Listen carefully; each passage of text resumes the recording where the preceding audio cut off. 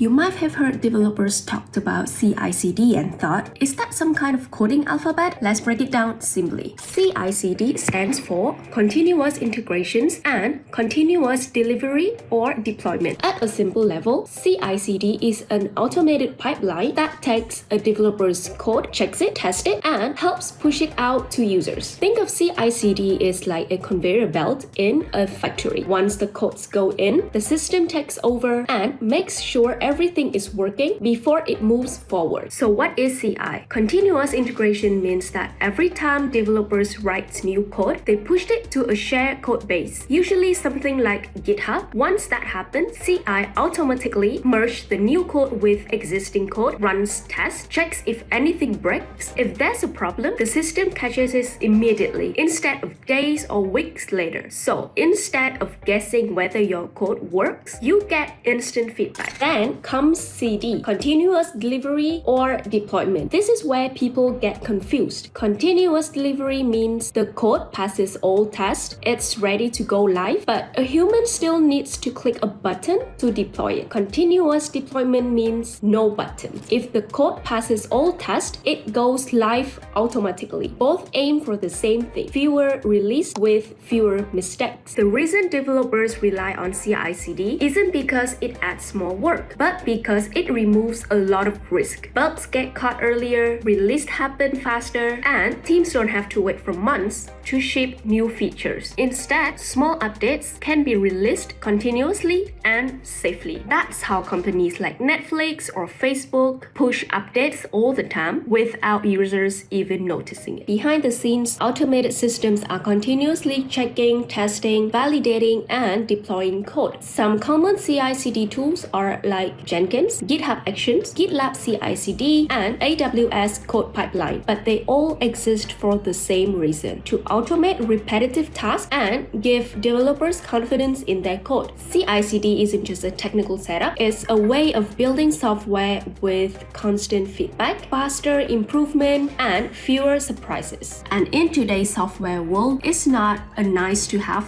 tool, it's how modern apps are built.